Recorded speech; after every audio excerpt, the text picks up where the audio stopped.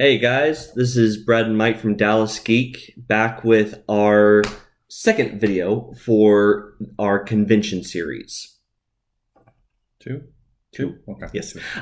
So last time we talked about generally what you can expect at the smaller comic conventions. Today we're going to talk about what you can expect at the bigger ones. For those in the Dallas area, that's going to be what was Dallas Comic Con, now is Fan Expo Dallas. Across the country, that's going to be along the lines of your New York Comic Con, your San Diego Comic Con, although I think technically San Diego would be, gigantic, so it's its own thing. Yeah. But yeah. So to start off with, the big cons, lines, lots and lots of lines. Doesn't matter what you're going for. Doesn't matter if you're going to the bathroom. Doesn't matter if you are going for food.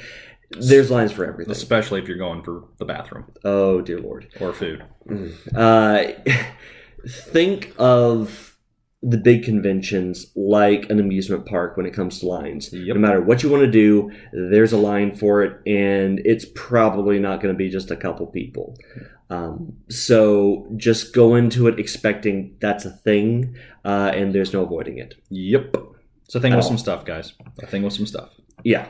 But on the plus side, there's a lot of stuff to see and experience at the big cons. A lot more than you get at the smaller conventions. You get more artists. You get more vendors. You get more media guests. You have just a lot more things to experience. You even have the chance for booths that are meant specifically for just things to do for entertainment while you're there. I remember a few years ago at Dallas Comic Con, there was a zombie shooting range where they had airsoft guns to shoot, zombie targets. Well, hell, last year they had a tattoo parlor. Yeah, a full tattoo parlor. We're walking around we didn't find it until day 3 last year. It was deep in there, but we had no idea. We're walking around and we just keep hearing the sound, and I was like, "What the hell is that?" And then we come across, I was like, "This is a fucking tattoo parlor."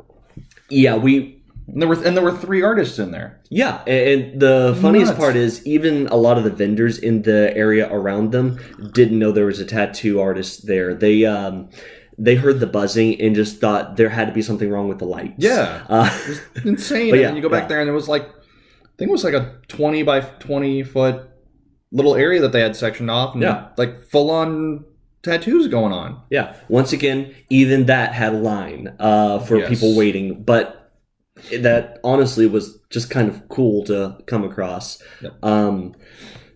There have been the last couple years, I know we've come across a few like indie game developers that have had booths there to show off their games, and even the consoles to be able to play them on. That was pretty fun. Yeah, that was great. In fact, there was one booth there that was they were advertising amiibo fighting. Yeah. Which apparently, and they're local guys too. Yeah, I can't remember who it was. I didn't know it was as popular as it was, but apparently it is. Amiibo death fights. Yeah, where if you lose, your amiibo is going to be physically burned and or put in a blender or destroyed. Didn't they say like you had to spin a wheel to determine how it was destroyed? Yeah, they had a wheel of destruction. It was so awesome. Who knew? And of course, there's usually some room set aside for actual gaming tournaments. Yeah. They've had Xbox tournaments. They've had PC gaming tournaments. The games vary, but yeah, there's usually a sign-up list, a winner scoreboard. Expect Smash Brothers. Expect Halo. Oh, yeah. Expect Call of Duty. What else was there? Because remember, we played Super Smash Brothers one year, and I absolutely wiped the floor with you guys. But that's to be expected. Because you suck and I don't. Anyway,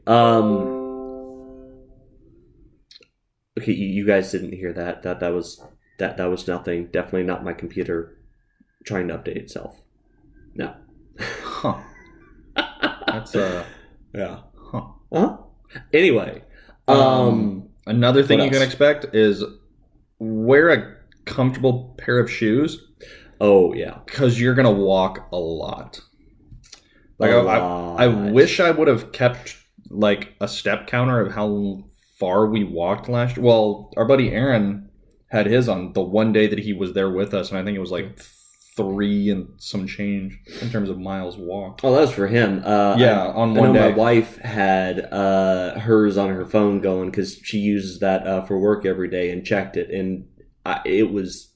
I think the two of us had easily over 5 or 6. Yeah, It was nuts. yeah. Um, And there's not really too many places to sit and kind of catch your unless you're like eating food or you're in a panel where you can actually sit. Oh. You're gonna want to be moving around, always seeing something new, always checking out the booths. And that is actually one other thing to point out. Sitting. Don't underestimate the benefit of a good Q&A panel. Nope. Even if you're only slightly interested in whoever's talking or whatever the topic is, you cannot underestimate just how beneficial it is to take the time of 30 minutes, 45, an hour to just sit aside, go into some air conditioning. Yes. And that's not to say that the convention is not air conditioned, but it's a lot easier to feel it when you're not around like 1,000 people in the immediate vicinity. Higher. No, I mean in the immediate vicinity of like the oh yeah, surrounding aisles. I was about to say because on a day to day, there's probably like 20,000 plus there. Easily. And if you cannot get into a Q&A panel to sit, enjoy a little bit of rest, you will find the value of sitting on an open spot in the hallway. Just pick a spot on the floor, up against the wall. It's going to help you out. That's another thing. Figure out what panels you want to go to. Yes. And get there as soon as possible. Because like last year, when they put Kevin Conroy in a 500-seat room, still not sure why they put that man in only a 500-seat room. Yeah, when at the Las Colinas location, he had a larger room. Yeah, before, but we get there 30 minutes before his panel starts, and it's like, oh, this panel's full. We're like, no, we're here for the Kevin Conroy. Yeah, it's full. Yeah.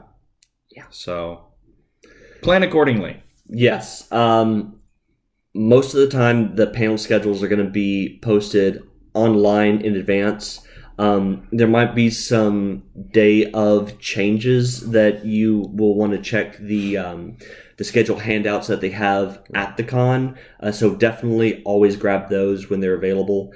But yeah, just keep that in mind. If there's anything that you want to see, anyone you want to see, pay close attention. Yeah.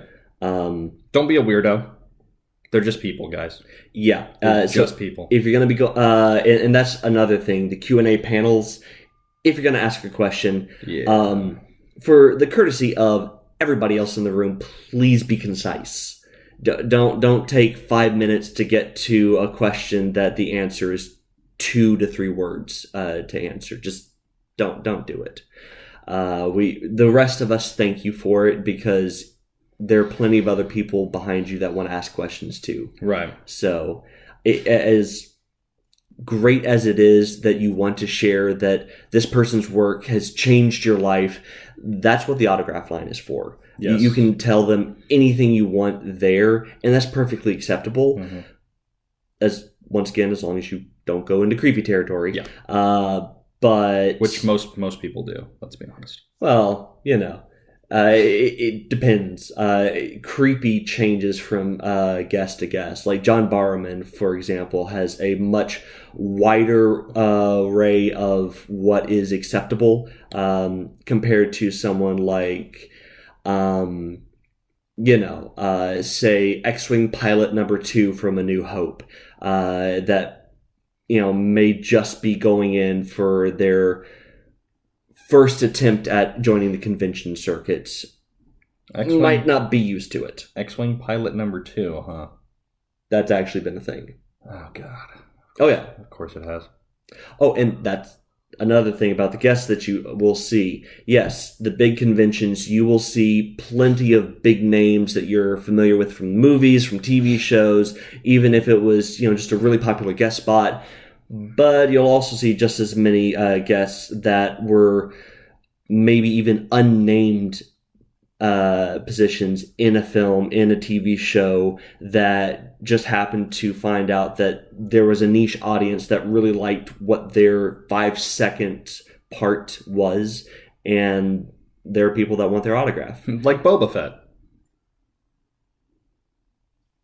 Yeah. Dude said like 5 lines, then got his ass eaten by a Sarlacc pit, but yet he's fanboy number 1. Fuck Boba Fett. Because he was awesome. Really? The Sarlacc pit didn't think so? No. Yeah. Anyway. Punk ass. And cosplayers. Big point for the big conventions. There are going to be a lot of cosplayers, both professional cosplayers that have their own booths, and just a lot of people that show up to cosplay for fun. Are you dressing up this year? I honestly don't have time to put anything together. Really? No.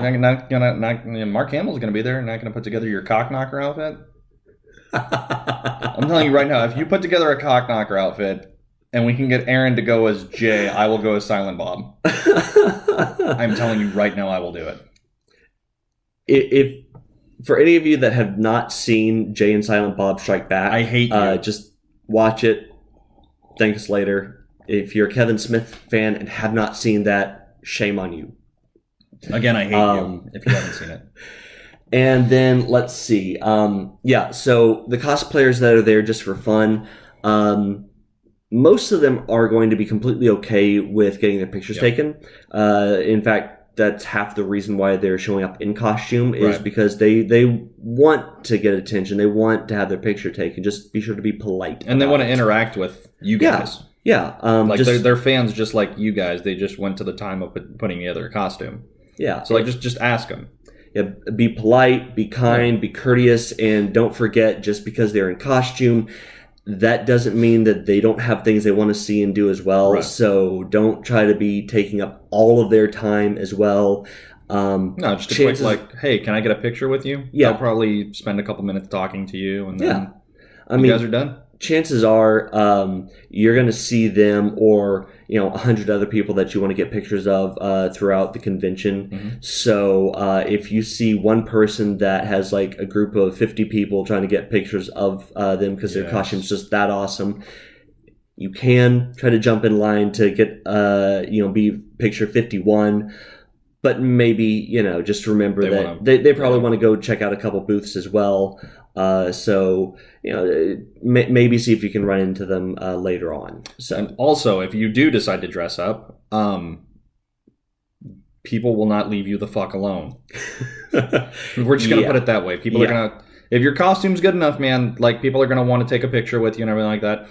And if you just aren't feeling it, don't be a dick about it. Just be like, hey, like I want to run to this panel or whatever. Like I'll be out here, back up here on the convention floor in like an hour or so. Yeah. Try to be as polite as possible. And if it is your first time going in costume... which I think this year will be for me. Yeah, just remember, it is supposed to be fun. It becomes even more fun if you are comfortable getting into character. Mm-hmm. The conventions are the one place where going into character for pictures, for interacting with people that really like your costume, is not considered weird. No. So feel free to indulge. It's great. People love it. And you'll have a better time doing so if that is what you like. What else? I mean, there's so many things to cover in terms of what is at the big conventions, what can be at the big conventions, because it honestly varies from convention to convention for what is going to be there. Do we need to talk about talking to female cosplayers? So we're going to have a separate video specifically about cosplay and other convention etiquette. Understand there's a lot of things that it helps to know ahead of time, but just general rule of thumb for all convention etiquette, doesn't matter what aspect you're talking about, whether it's cosplayers, artists, guests, media guests, whatever.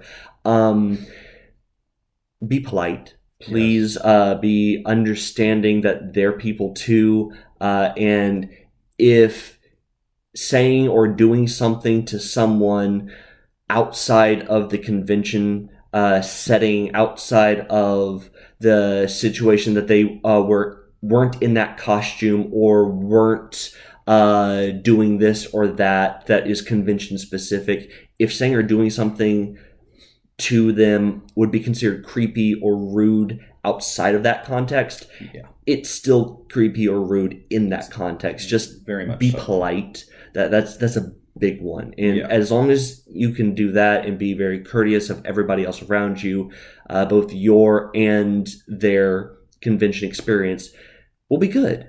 And that's the big thing I think we can end with for right now is that regardless of the size of the convention, regardless of how many people are there, even if you had to wait 2 hours in line just to get in the first place, everybody is at the convention to have fun and to just enjoy being around other people that have the same nerdy interests as you. So don't be a dick, basically. Yeah. Just have fun and be polite. Yeah. So, I think with that, we're going to go ahead and call it. So, sure. Once again, this is Brad and Mike from Dallas Geek saying, see you.